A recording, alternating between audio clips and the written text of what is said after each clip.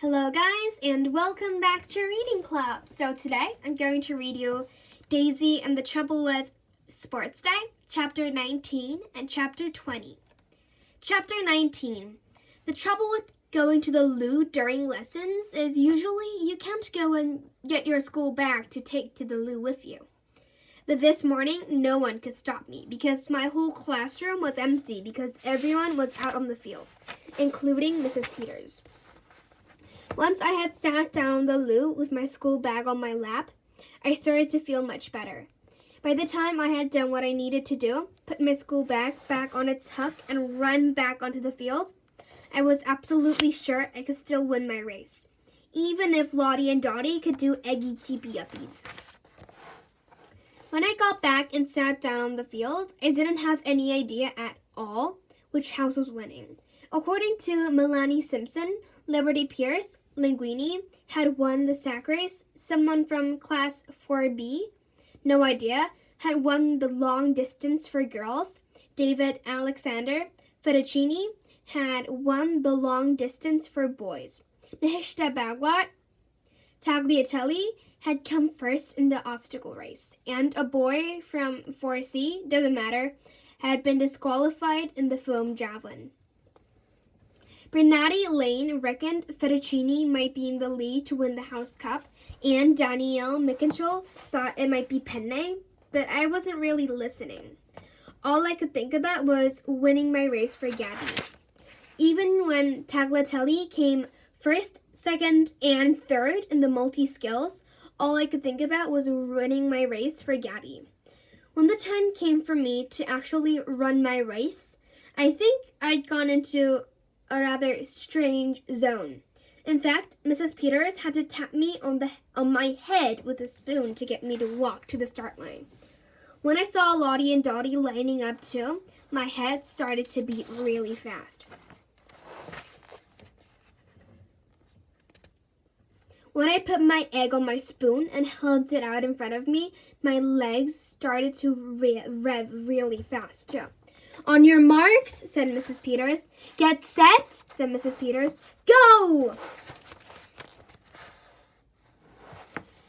As soon as Mrs. Peters said, go, everyone in my whole ear stood up and started to scream and shout the names of their houses.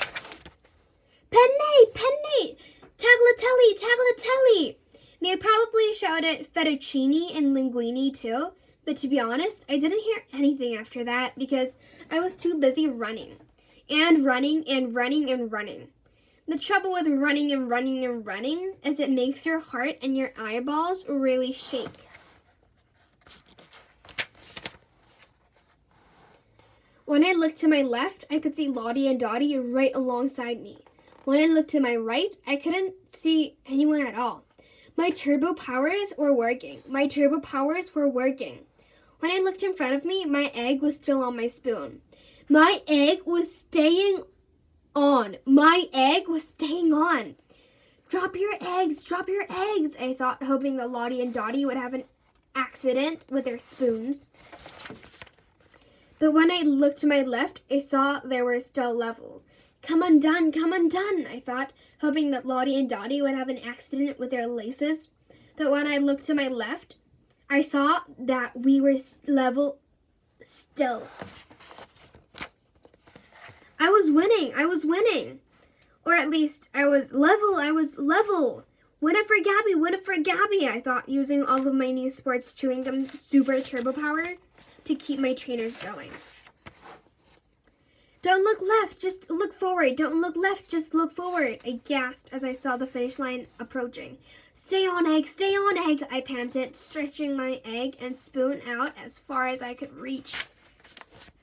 You can do it, Lucky Egg, I gasped, shutting my eyes tight and then diving for the finish line with my spoon stuck out as far as I could stretch.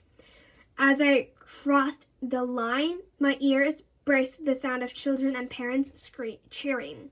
The instant I opened my eyes, I looked straight across to Gabby. Had I won, or had I lost? I was so out of puff, I didn't even notice Mrs. Palmer putting a sticker on my PE top. But when I looked at it, I nearly fainted. because the number on the sticker wasn't a 2 or a 3. It was a 1. No wonder Gabby was cheering. No wonder Gabby was waving her crutches. I had won the race for Gabby. As soon as I realized I had won, I ran straight over to Gabby, her teddy, and Mom, and gave them all a big hug. I won, I shouted. You all won, said Gabby. It was a three-way tie, said Mom. It was a three-way tie for first place. The trouble with a three-way tie for first place is I wasn't exactly sure what that meant. But when I looked around at Lottie and Dottie, I worked it out straight away. Because not only was I wearing a winner sticker on my PE top, Lottie and Dottie were both wearing one too, which meant we had all come first at exactly the same time. When I realized that I had come joint first, I was so excited because now I could dedicate my joint win to Gabby and her teddy.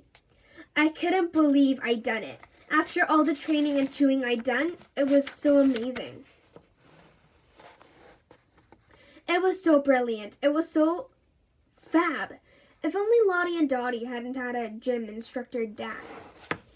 Chapter 20. The trouble with gym instructor dads is they only want their own children to win races. When Mrs. Palmer said that we had all run such a good race and that there really was no way of separating us, Lottie and Dottie's dad said that there most certainly was. He said that when a race ends in a photo finish, all you need to separate the winners from the losers is a photo. Mrs. Palmer said that he might be right, but she didn't have a photo. Trouble is, Lottie and Dottie's dad did. The trouble with camera phones is they have cameras on them, which means they can take pictures of things like people smiling or people dancing or 3 people crossing a finish line at the same time. When Lottie and Dottie's dad took his camera phone out of his pocket, my mom went dolary. She said she could not believe that a parent would be so competitive and so pushy and so stupid as to take a photo of 3 children crossing a finish line at the same time. That Lottie and Dottie's dad wouldn't listen. He said his daughters had never lost a race of any kind in their life and they weren't about to start sharing their victories now. When my mom started hitting him on the head with Gabby's teddy, it got really embarrassing because instead of all the children in my ear shouting, "Penny" or "Tagliatelle," they started shouting, "Fight, fight, fight" instead, which meant Mr. Copford got involved too.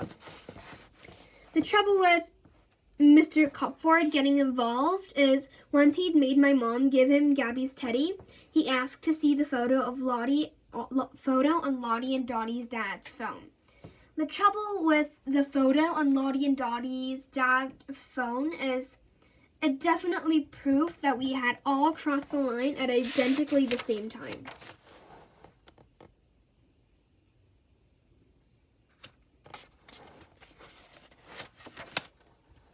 Trouble is, when you looked at it really closely, you could see that my egg and spoon was upside down. The trouble with eggs and spoons being upside down is it looks like you glued your egg to your spoon. But I hadn't. I honestly hadn't. I even took my egg off my spoon to prove it. Trouble is, then Mr. Copford asked to have a closer look. The trouble with asking to have a closer look is I didn't really want anyone to hold my lucky egg except me. But Mr. Copford insisted, which is why I got sent to his office straight away. So that's the end of this channel. I hope you enjoyed my readings of it, and if you did, please click many likes and subscribe Reading Clap. So I'll come back later with a new and improved channel. Bye everybody!